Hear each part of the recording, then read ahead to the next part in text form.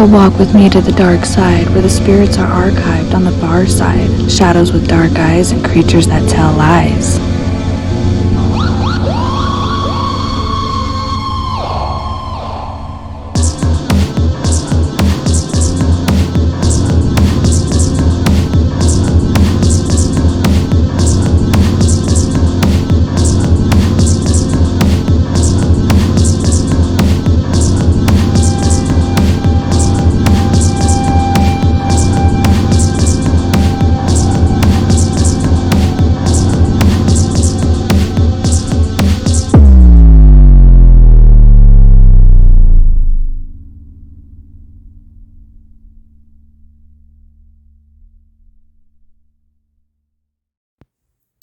Hey, welcome to another episode of Let's Talk Ghosts. I am your host, SunRayki.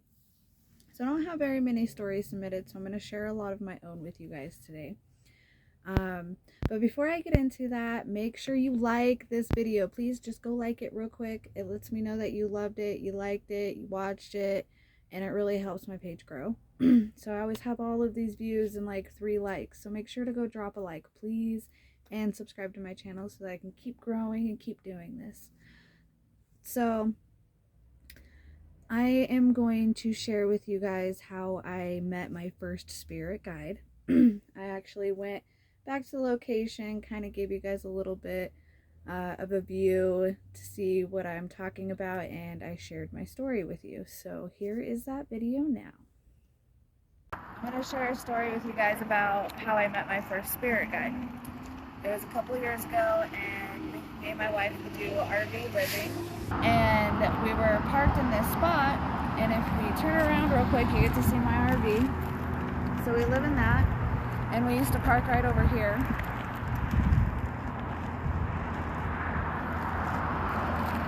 So we used to park over here a lot, and for 2 years straight, it felt like somebody was always chasing me into the RV at night when I would let my dog out. Sorry about the traffic if it's pretty loud for you guys. But so it felt like I was always getting chased into my RV at night, and it would really freak me out, and I would always run, and it would feel like, you know, that creepy feeling like somebody's grabbing at your back. It would always feel like that, and it used to scare the crap out of me. I used to hate taking my dog out at night. So a couple years later, and this happened for 2 years straight, so a couple years later I started having my spiritual awakening and learning about a lot of different things. So I stood outside one day and I said, hey, I know you're here, I don't know what you want, but I would appreciate if you'd stop scaring me. You can communicate with me, but please do not scare me anymore. So the feeling, you know, kind of died down a little bit, and then right over here there's a big rock, and I came outside one day and I sat on it, and I just really, you know, meditated a little bit and tried to connect to the spirit, and I felt like I had a connection. So I asked it, what is your name? And I heard Sarah, and I was like, okay. So in my mind's eye, I could see this beautiful woman standing right here in these bushes, and she had on a beautiful white dress with roses and like curly brown hair to here. Beautiful woman. And I said, okay, Sarah, what's your last name? She said, Chaplin. So I was like, okay, Sarah, I'll find out what happened to you. And I went home, went into the house, and I felt like this spirit was reaching out to me because maybe she was a lost girl, or maybe she was murdered here and needs to find peace. So I went home and I did a lot of research. I looked for missing girls, murders in this area, missing girls in this area, missing girls by Sarah Chaplin, and I could not find anything, absolutely nothing, like she never even existed. And I felt so bad. And I reconnected to her and I apologized to her and I said, I can't find you, but I promise I'm still looking.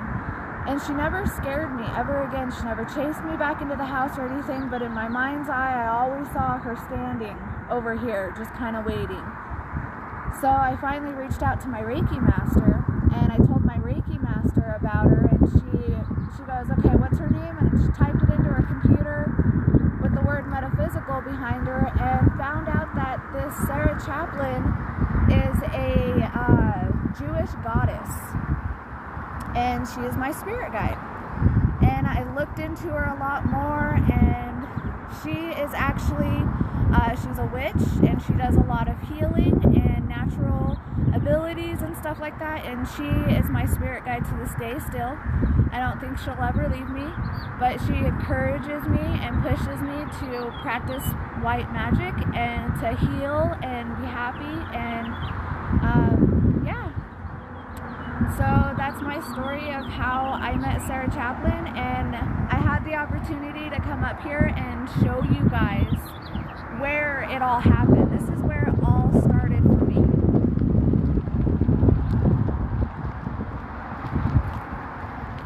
We are in Golden, Morrison, Colorado area. Some couple of parking rides up here. But yes, so I really hope you guys enjoyed this. And that's how I met my spirit guide. It was a very scary experience at first, but all in all, it really helped me grow and expand into the person I am today. And that spirit guide is still my spirit guide to this day.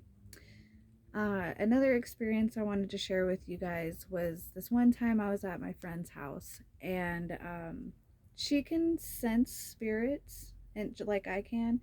And it was so crazy because she was like giving us a tour of her apartment and whatnot, and she told us about the ghost that was in their laundry room, and like it would go and open their daughter's room all the time, and just like really weird spooky stuff. Well, we all decided to go into the laundry room together, and we were all standing there, and I could feel the presence of the ghost like come out of the corner and walk through us, and then out of the laundry room and into the daughter's room that was across the hall. And as I could feel it, I was following it because I could feel it coming closer. I noticed my friend was looking at it, like as if she could see it, like she could see the energy, and she was watching it leave. And I can't remember exactly if she could actually see it or if she could just feel it like I could, but that was pretty creepy. Alright, so now I have a ghost story that was submitted to me on Facebook. This is by Gina Marie. I was told by my aunt and mother that when I was just a baby, I would always want to be in my crib, alone. They would come back and check on me, crack the door, and I'd be laughing and baby talking, looking at someone that no one else could see. I had so much fun being a baby, sat by the ghost. I would cry when they tried to take me out of the room. My mom and aunt think it was a family member that had passed and lived in the house prior. It could have been either of those, a past loved one or ancestor just coming and playing with you and stuff. Could also have been someone that used to live in the house too. I definitely believe that when we're young and little and babies, our minds are still so open that it's way easier for things to come through like that. Alright, this next story is from Terry Garrett. She happens to be one of my childhood friends' mom. Has been in my life for a very, very long time, and this is the story that she's got for us. When we first moved into our house in Govern's Ranch, my kids all finally had their own rooms. Anyway, every night Brandy would cry and not want to go to bed. I would make her go to bed as she cried and cried every night. Finally, I got her to tell me that she didn't want to sleep in her room. Not because she missed her sisters, she had always shared a room with, but it was because she was scared of the little girl that came in her room and went under the door into her closet where she lived. I still thought it was an excuse. Then that night, Heather woke up screaming because she said there was a girl walking on her bed that had a blue dress on and blonde hair. She told us the girl stepped on her and woke her up. We asked her where the little girl was then, if it was true. She answered out there. She went through the window. I still didn't believe them. A couple days later, I heard our screen door open and slam shut, and I heard steps coming up the stairs. I thought it was just one of the kids coming in from outside, and then I remembered I was the only one home. I came out of the kitchen, and at the top of the stairs, there was a blonde girl with a blue dress that you could see through, and I stood there in shock as the girl came to me and went right through me. It was misty and cold, and I was shivering and could not move. Then she went through the closed window. Needless to say, I think we had a ghost in our house. I felt so bad for not believing my kids when they tried to tell me. What do you think? As soon as we acknowledged her, she quit coming around. It was so weird. So, typically when kids are younger and like in that kind of situation, I could see them like trying to make excuses to be able to sleep with each other again, you know? It's definitely very frightening. And back then, we were all so conditioned to just ignore it. It's not real. It's your imagination, blah, blah, blah. But the fact that she disappeared after you guys acknowledged her, um, you know, it just goes with what I say all the time. Like, they just want to be acknowledged. They just want to be seen, heard. You know, imagine walking around for eternity without anybody ever acknowledging you. Sometimes they just want to be known. They want to be seen. So as soon as you all acknowledged her, she was able to go on her merry way. All right, this next video is from a friend named Jennifer. Check out the video, and yeah.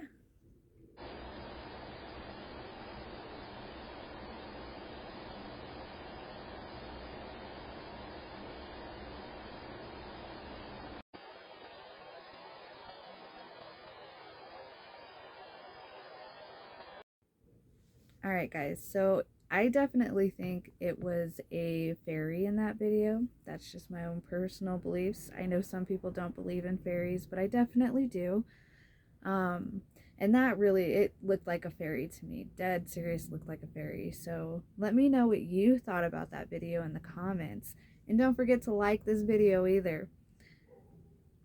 All right, this next story is from me again.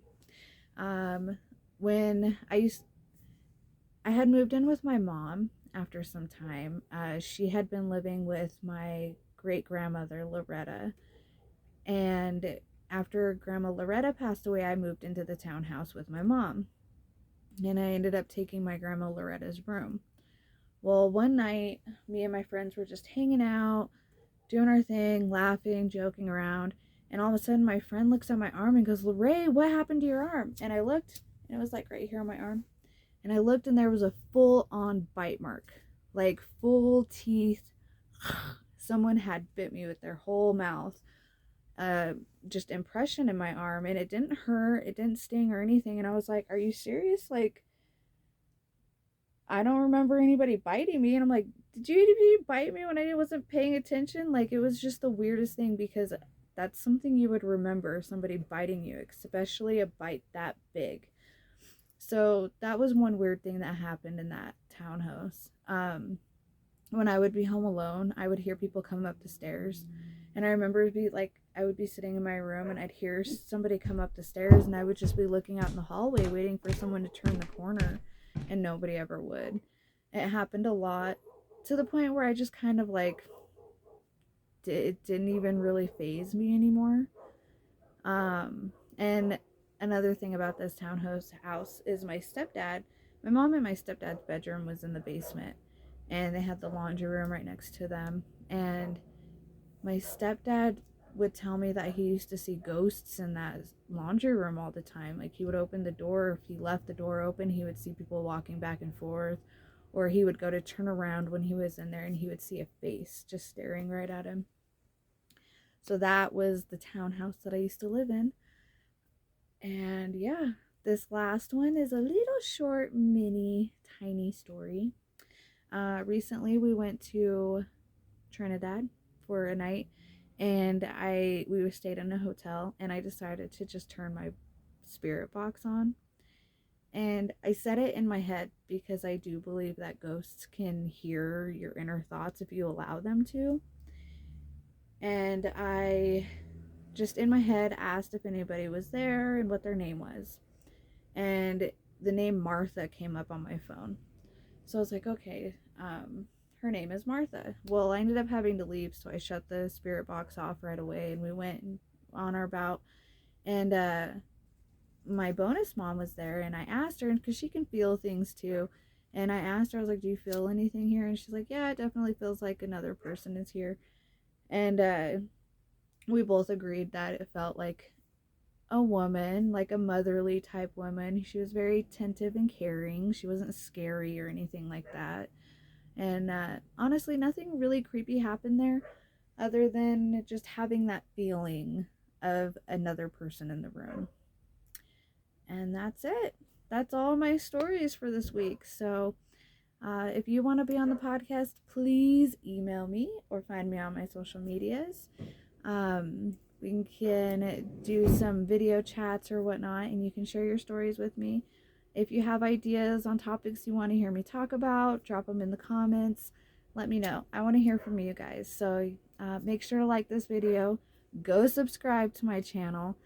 Share it out. Let people know. Yeah, let's get more spooky in here. This summer, I definitely plan on going more places and investigating, so that'll be fun. Alright, guys. Hope you all enjoyed all of this. Make sure to like the video, please. Alright, till next time, guys. Keep it creepy.